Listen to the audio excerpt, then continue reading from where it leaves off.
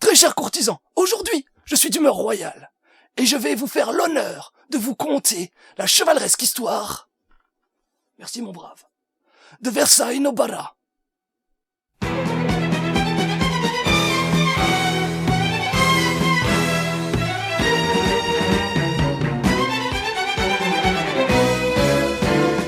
Il était une fois, en 1775, dans ce beau pays qu'est la France, un général à qui le destin n'octroyait pas le fils qu'il escomptait.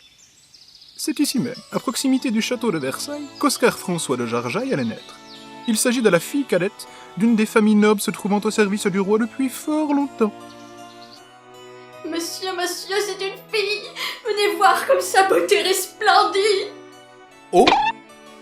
C'est pas vrai! Encore une fille!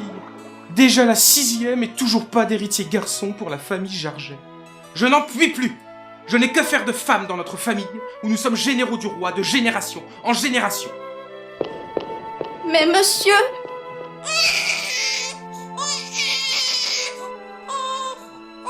Attendez un peu. Ce bébé a l'air vigoureux. Et comme les traits de son visage sont d'une parfaite régularité... Oh, elle sera d'une grande beauté!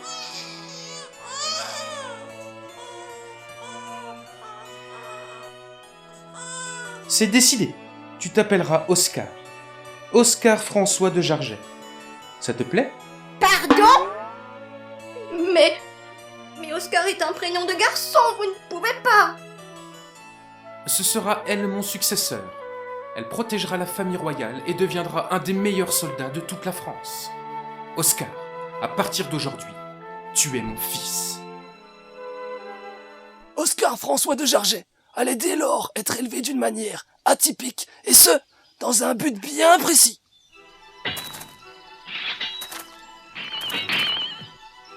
Allez du nerf, restez en équilibre. Regardez comme il est facile de vous mettre en difficulté si vous ne faites pas attention à votre équilibre.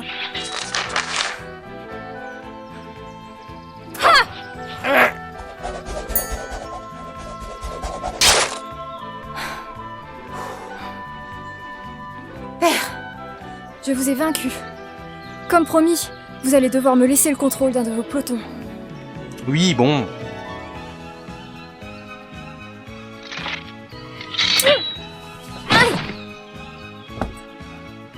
Père, cette manœuvre est déloyale.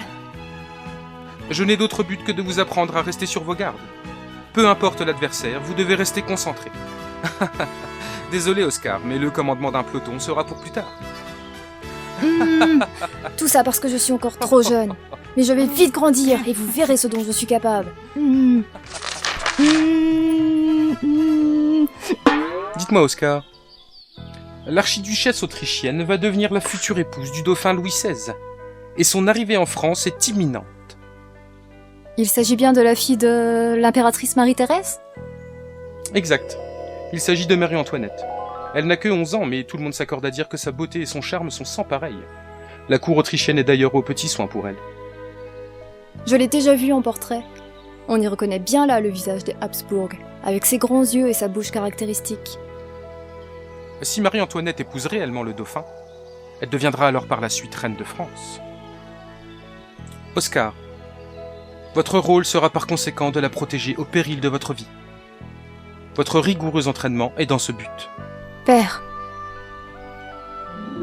Entendu, père. Bien qu'au château de Versailles, la vie soit des plus luxueuses, il en était tout autre au beau milieu de Paris, où misère et pauvreté se conjugueraient bientôt, avec colère et convoitise. À 14 ans, Marie-Antoinette entrait dans la famille royale française suite à son mariage avec le dauphin, mais non loin de là, à Paris.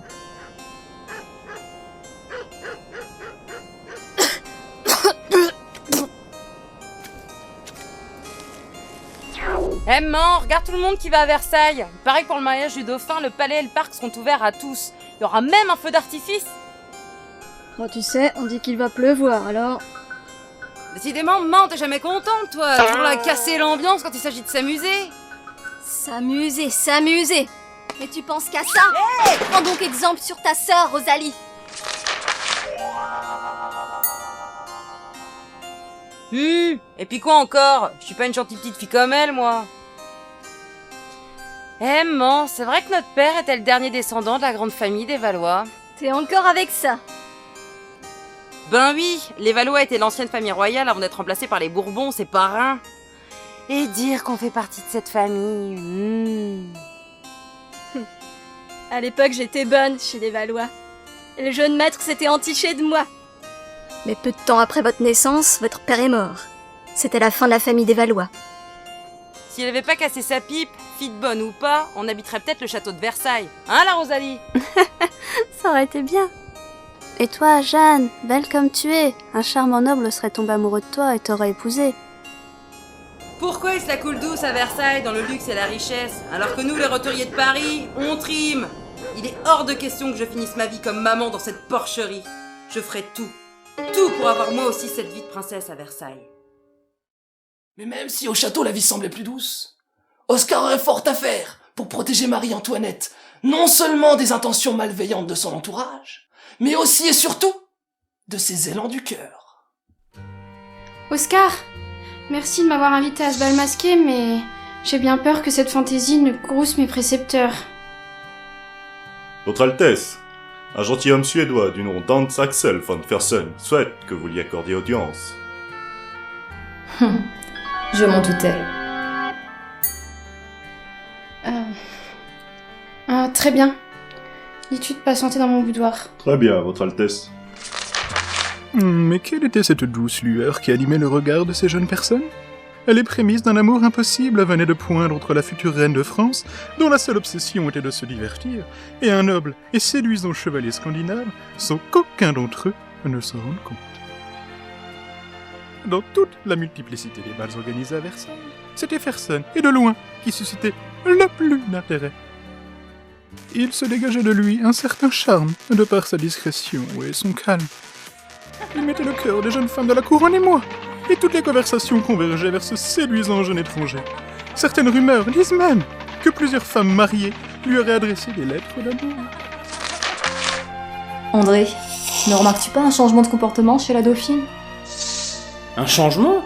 Pas le moins du monde. Marie-Antoinette est toujours aussi candide qu'à son arrivée à Versailles.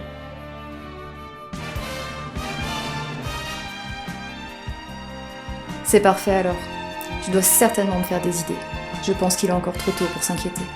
Ah, tu penses à ce fameux Fersen? La dauphine est d'une pureté rare à Versailles, et ceci pourrait bel et bien lui jouer de mauvais tours. Tu n'es pas sans savoir qu'au château, la bienséance et les apparats de façade sont de mise. Si la dauphine oublie ses règles, elle pourrait être jetée en pâture à la cour. Dis donc, Oscar, c'est ton intuition féminine qui parle là.